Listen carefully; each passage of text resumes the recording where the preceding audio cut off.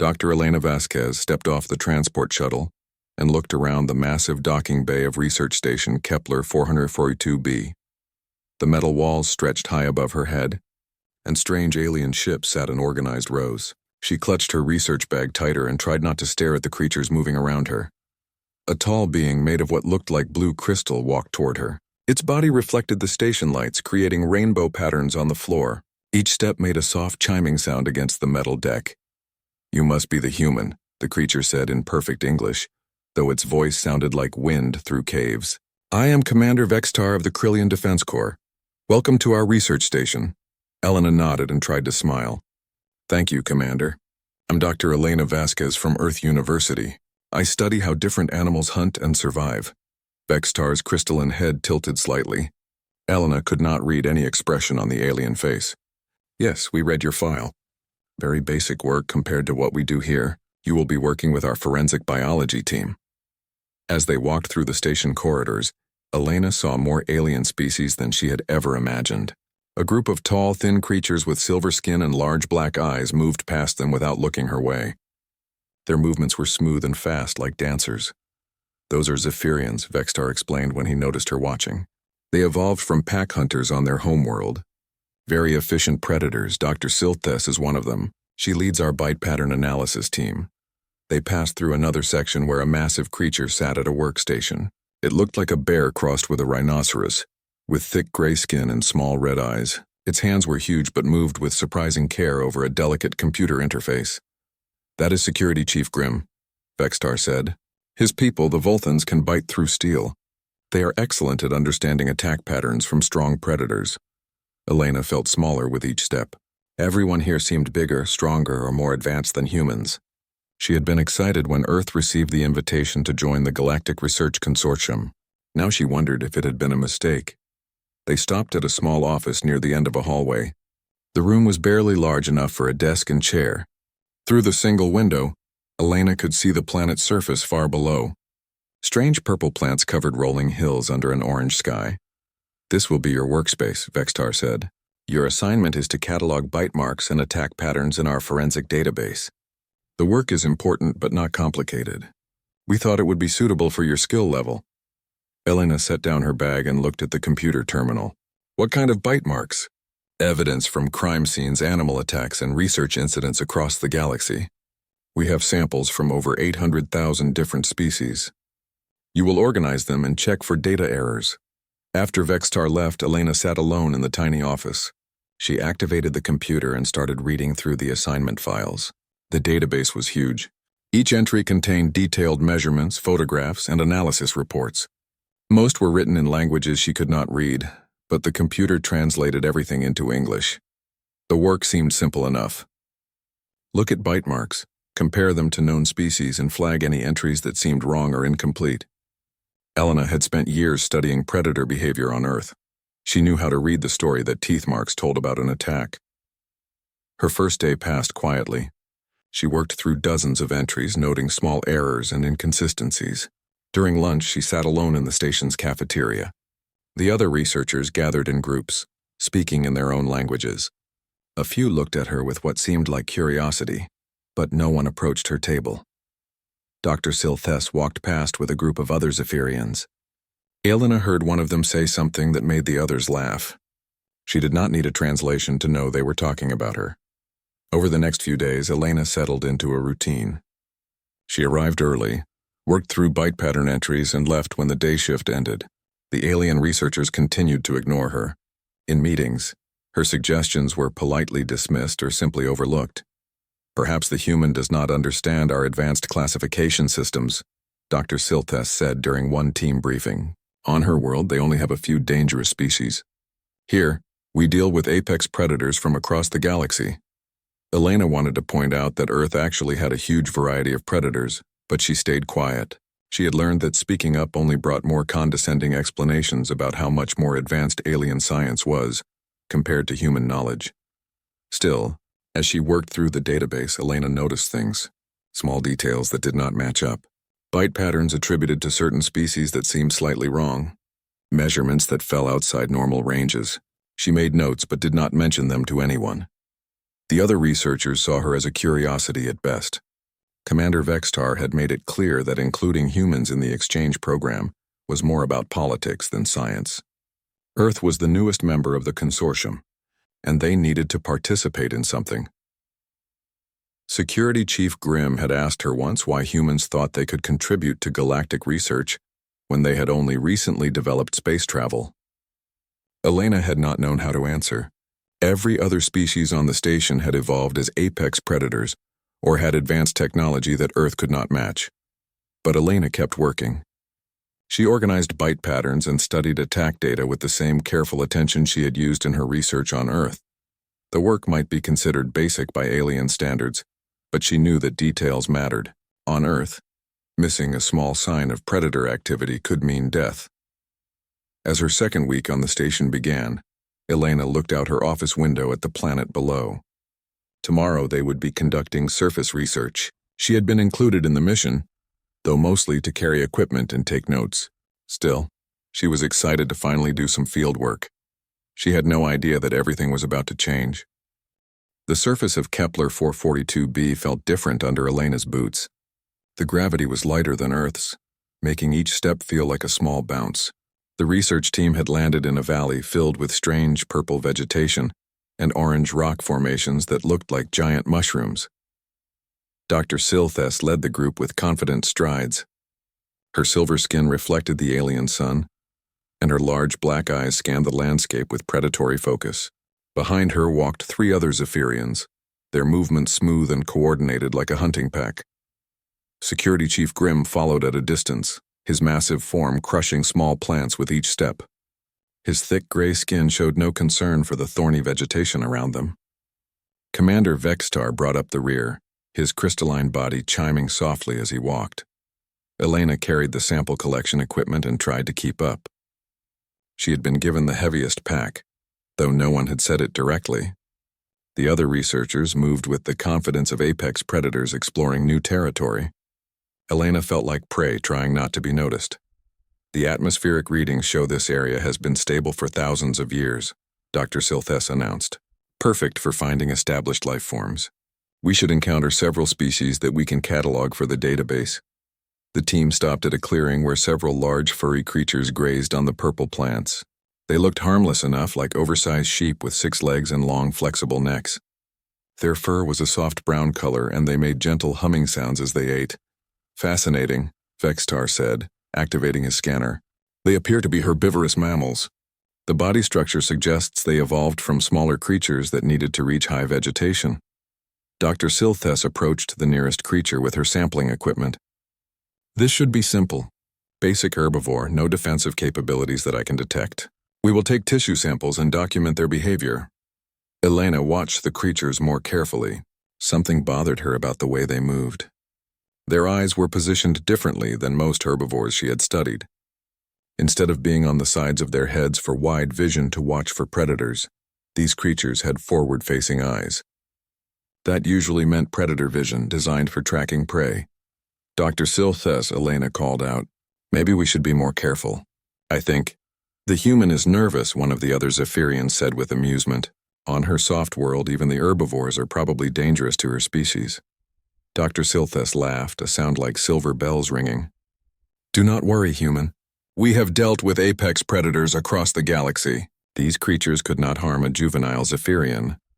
Elena watched as Dr. Silthes walked closer to the largest creature. It continued eating, seeming to ignore the approach, but Elena noticed how its ears tracked the Zephyrian's movements, and something else bothered her. The creature's mouth seemed too large for simple plant eating.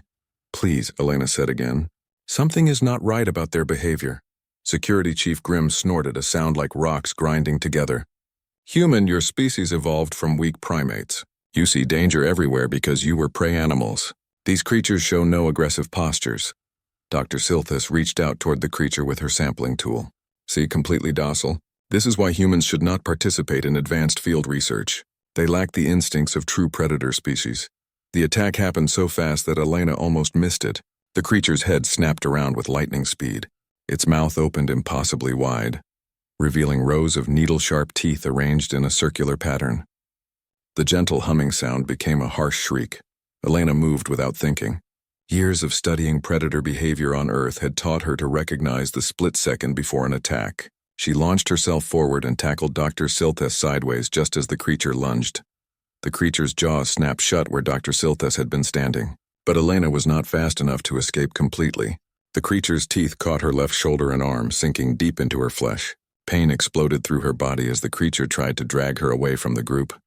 Security Chief Grimm reacted instantly. His massive hands grabbed an energy weapon and fired 3 quick shots at the creature. The blast sent it flying backward, releasing Elena from its grip. The other creatures in the clearing scattered. Their disguise of harmless herbivores completely dropped as they revealed predatory speed and agility. Commander Vextar rushed to Elena's side as she fell to the ground. Blood soaked through her research suit and the bite wounds were deep. Dr. Silthes stood frozen in shock, staring at the spot where she would have been if Elena had not pushed her away. Medical emergency. Vextar spoke into his communicator. Prepare the medical bay for immediate surgery. Human researcher severely injured by unknown predator species. Elena felt herself being lifted onto a stretcher. The world around her became blurry as shock set in. Through the haze, she could hear the team members talking in urgent voices. How did the human see that coming? One of them asked. The creature showed no warning signs, another said. Our sensors detected no aggressive pheromones or stress indicators. Back on the station, Elena drifted in and out of consciousness as the medical team worked on her wounds. Advanced alien healing technology sealed the bite marks and repaired the torn muscle and tissue. But something else was happening that would prove more important than her physical recovery. The medical AI scanned the bite pattern for identification purposes. This was standard procedure for any animal attack. The system would match the bite marks to known species in the Galactic database, providing information about potential toxins, infections, or other medical concerns.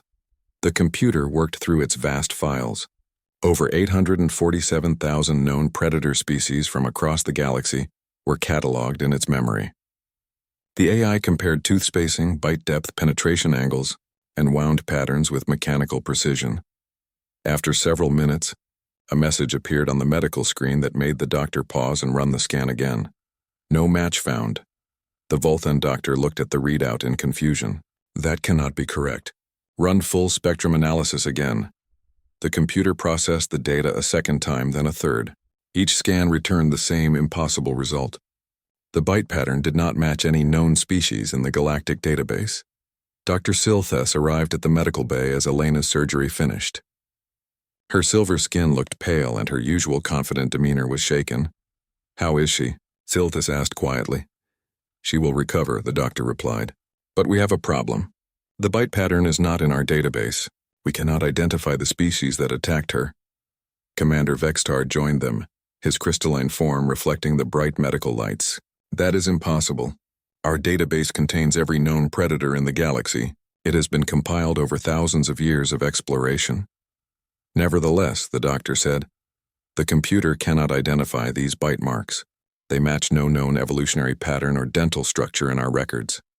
As Elena slowly regained consciousness, she heard their conversation through the haze of pain medication. Despite her injuries, her mind immediately grasped the significance of what they were saying. A predator that was not in their database meant a species that had evolved in complete isolation from the known galaxy. She tried to speak, but her throat was dry. A nurse helped her drink some water before she could whisper her first words since the attack. How long has this planet been isolated from galactic contact? The 3 aliens looked at her in surprise. Even injured and barely conscious, the human was asking the right questions. Questions that none of them had thought to ask yet. Elena spent 3 days in the medical bay, but her mind never rested. While the alien healing technology repaired her torn flesh and muscle, she thought constantly about the creature that had attacked her. The bite pattern that matched nothing in the Galactic database meant something important, and she was determined to figure out what. On the 4th day, she was released back to her quarters with strict orders to rest. Instead, Elena went straight to her small office and began the most important research of her life. She pulled up the scan results from her bite wounds and studied them with the same careful attention she had once used to analyze wolf pack behavior on Earth. The tooth marks told a story. The spacing between puncture wounds was precise, designed for maximum damage and grip strength. The serrated edges of the wound suggested teeth that had evolved to tear through tough hide or muscle. Most importantly, the angle of penetration showed that the creature had calculated exactly where to bite, for the best chance of dragging away its prey. This was not a simple animal attack. This was intelligent hunting. Elena accessed the station's geological database and began researching Kepler 442b's history. What she found made her heart race with excitement and terror.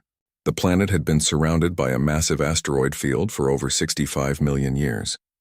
The asteroids had only recently dispersed enough to allow safe passage for spacecraft. 65 million years of complete isolation, long enough for an entire ecosystem to evolve in ways that no one in the galaxy had ever seen. She worked through the night, cross-referencing astronomical data with evolutionary timelines.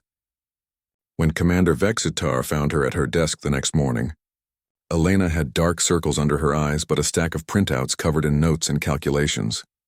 "Dr. Vasquez, you should be resting," Vexitar said, his crystalline voice carrying what might have been concern. "Commander, I need to show you something," Elena said, turning her computer screen toward him. "This planet has been isolated from the rest of the galaxy for over 60 million years. That creature we encountered yesterday evolved here, completely separate from any known evolutionary tree." Vexitar studied the data for several minutes.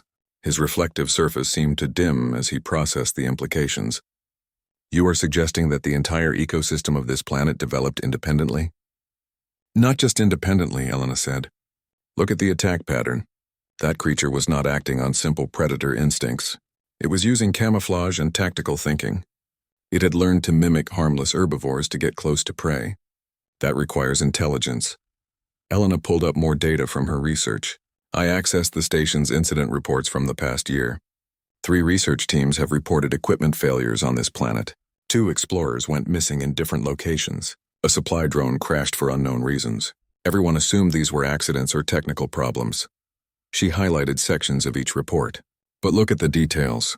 The equipment failures all happened near the same type of vegetation where we encountered the creature. The missing explorers were last seen in areas with similar geological features. The supply drone crashed in a valley that matches the ecosystem where we were attacked." Vexitar's crystalline form began to resonate with a low humming sound, which Elena had learned indicated deep thought or concern. "You believe these were not accidents?" "I think they were hunting incidents," Elena said. "We just did not recognize them because the predators here evolved strategies that are not in any database. They learned to avoid detection by galactic sensors and to mimic harmless species." Dr. Silthes arrived at Elena's office as they spoke. The Zephyrian moved more slowly than usual, and her silver skin seemed less bright. "I wanted to thank you again for saving my life," she said quietly, "and to apologize for dismissing your warnings." Elena nodded. "Dr. Silthes, I need your help. You are the expert on bite pattern analysis. Will you look at something for me?" She pulled up her research on the screen.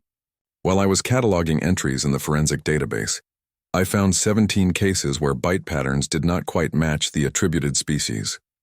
Small differences that were explained as evolutionary variants or data corruption. But what if they were not variants?" Silthes studied the data with growing alarm. "You think these represent encounters with unknown predator species?" "I think they represent encounters with species that evolved in isolation, like the creature that attacked me. Species that developed hunting strategies and physical features that do not exist anywhere else in the known galaxy." The 3 researchers worked together for the next several hours, comparing bite patterns and incident reports. Elena's human ability to recognize subtle patterns combined with Silthes's technical expertise and Vexitar's access to classified databases revealed a disturbing picture. Across the galaxy, on worlds that had been recently opened for exploration, unusual incidents were occurring. Equipment failures, missing persons, and unexplained animal attacks all followed similar patterns. The common factor was that these worlds had all been isolated from galactic contact for millions of years. "We need to alert the consortium immediately," Vexitar said. "If there are unknown predator species on multiple worlds, the danger to exploration teams could be significant." Elena stood up from her chair, wincing slightly as her healing wounds pulled. "Commander, there is something else. The current analysis methods are not detecting these threats because they rely on comparing new data to existing database entries. When something completely new appears, the system cannot classify it properly. She brought up the medical scan results from her attack. Look how many times the computer rescanned my bite wounds.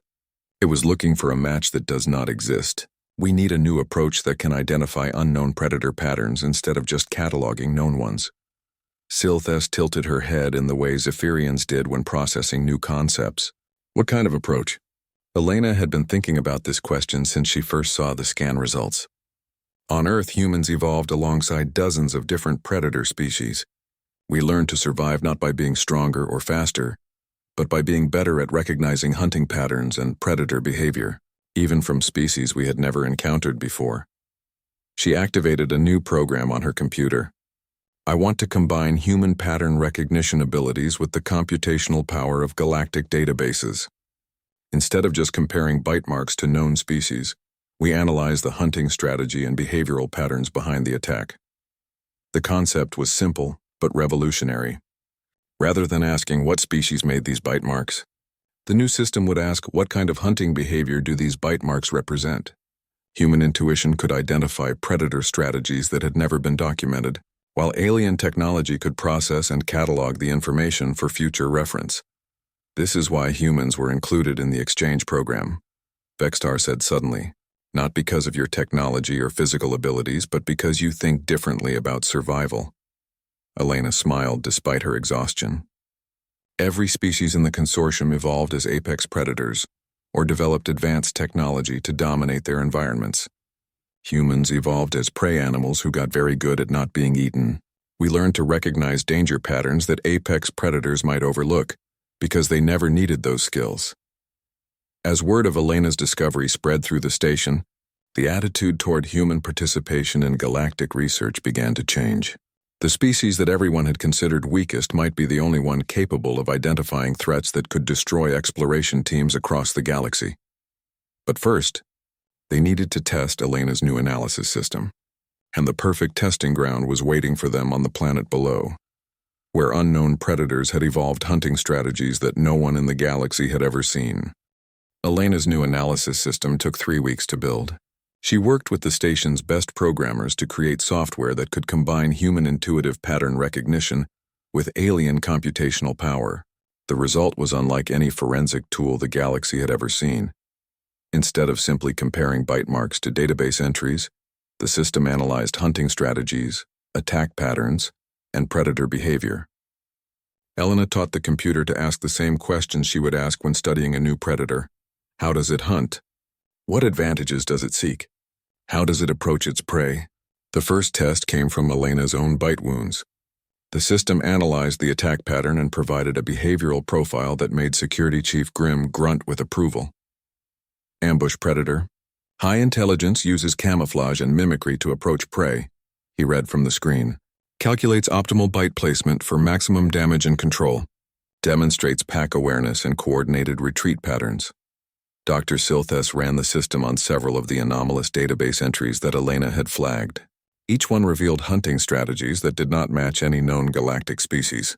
Some showed evidence of tool use. Others suggested predators that could change their physical form to match different prey species. This is remarkable, Silthes said, her silver skin brightening with excitement. We have been looking at individual bite marks instead of hunting behaviors. No wonder we missed these patterns. Commander Vextar authorized a full review of incident reports from across the consortium using Elena's new system. The results were sobering. Over the past 5 years, 43 exploration teams had encountered unknown predators without realizing it. Equipment failures, missing personnel, and unexplained accidents all showed the same pattern when analyzed through Elena's behavioral approach. We have been exploring isolated worlds for decades without understanding the dangers, Vextar said during an emergency briefing. Species that evolved in complete separation from galactic life developed hunting strategies that our sensors cannot detect. Elena stood before the assembled research team, no longer the dismissed human carrying equipment for others. Every alien in the room listened carefully as she explained her findings. The problem is that we have been using predator recognition methods developed by species that are apex predators themselves, she said. When you evolve as the strongest creature in your environment, you think about hunting in terms of direct confrontation and overwhelming force. She brought up comparison charts on the main screen. But humans evolved as prey animals. We survived by learning to recognize hunting patterns from species that were stronger, faster, and better armed than we were. We had to understand predator behavior better than the predators understood it themselves. Dr. Silthes spoke up from her seat. You are saying that humans developed survival skills that apex predator species never needed? Exactly. When you are at the top of the food chain, you do not need to worry about being hunted.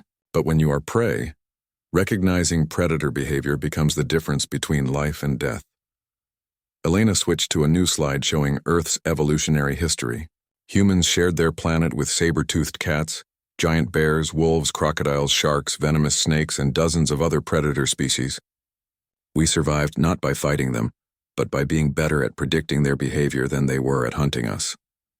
The room was quiet as the implications became clear. Every species in the consortium had evolved as either apex predators or had developed technology to dominate their environment. None of them had needed to develop the hyper-vigilant survival instincts that humans took for granted. Security Chief Grimm leaned forward in his chair. Human, you are saying that your weakness is actually a strength? Not weakness, Elena corrected. Different evolutionary pressure. Every species develops the skills they need to survive. Apex predators develop hunting skills. Prey species develop evasion and recognition skills. Both are valuable, but for different situations. She pulled up data from the recent surface mission. The creature that attacked me showed no aggressive pheromones or stress indicators that your sensors could detect. But it showed behavioral signs that any human who had studied Earth predators would recognize immediately. Elena highlighted the key details. Forward-facing eyes on an apparent herbivore, ears that tracked movement while the head remained still, body positioning that favored quick strikes over sustained feeding. These are all signs that humans learn to watch for because missing them means death. Commander Vextar's crystalline form chimed softly. The consortium has always valued diversity of species and perspectives. We thought humans would contribute through technology or cultural exchange. We never considered that your evolutionary history might be your greatest asset. Over the following days, Elena's new analysis system was tested on cases from across the galaxy. The results exceeded everyone's expectations. Unknown predators were identified on 17 different worlds. In each case, the system revealed hunting strategies that had evolved in isolation and were completely unlike anything in galactic databases. Some predators used electromagnetic fields to disable technology before attacking. Others could alter their body chemistry to avoid detection by chemical sensors. One species had developed the ability to mimic the communication patterns of other species, luring prey into vulnerable positions. These discoveries could save thousands of lives, Dr. Silthes said as she reviewed the latest results. Exploration teams will now know what to watch for on isolated worlds. Elena nodded, but she was already thinking about the next challenge. Dr. Silthes, I want to ask you something. Would you be willing to return to the planet's surface with me? The Zephyrian's large black eyes widened in surprise. Return after what happened? The creature that attacked me was just one species in an entire ecosystem that has been evolving in isolation for millions of years. We need to catalog the hunting behaviors of other species before more exploration teams encounter them unprepared. Elena pulled up geological scans of the planet. There are at least 12 different biomes down there. Each one could contain predators with hunting strategies we have never seen before. The only way to protect future explorers is to understand what we are dealing with. Security Chief Grimm stood up from his chair. Human, you nearly died during the last surface mission. Why would you want to go back? Elena looked around the room at her colleagues. Just a few weeks ago, they had dismissed her as a weak creature from an irrelevant world. Now they understood that her apparent weakness was actually a survival skill that none of their species possessed. Because this is what humans do, she said simply. We study the things that want to kill us until we understand them better than they understand themselves. It is how we survived on Earth, and it is how we can help the galaxy survive encounters with unknown predators. Commander Vextar was quiet for a long moment. Then his crystalline form began to resonate with what Elena had learned was approval. Dr. Vasquez, I am authorizing a full planetary survey mission. You will lead the predator analysis team. Elena felt a thrill of excitement mixed with healthy fear. Leading a mission to catalog unknown predators was exactly the kind of challenge that humans had been preparing for throughout their entire evolutionary history. They had spent millions of years learning to survive encounters with creatures that wanted to eat them. Now it was time to put those skills to use on a galactic scale. "There is one condition," Elena said. "We do this using human protocols. That means maximum caution, detailed preparation, and the assumption that everything on the planet is potentially dangerous until proven otherwise." Dr. Silthus laughed, a sound like silver bells that Elena was beginning to appreciate. "Dr. Vasquez, after seeing how your paranoia saved my life, I think human protocols are exactly what we need." 6 months later, Elena stood in what had once been her tiny office at the end of a forgotten hallway. Now it was the center of the newly created Xenological Threat Assessment Department. Banks of computers lined the walls, constantly analyzing data from exploration missions across the galaxy.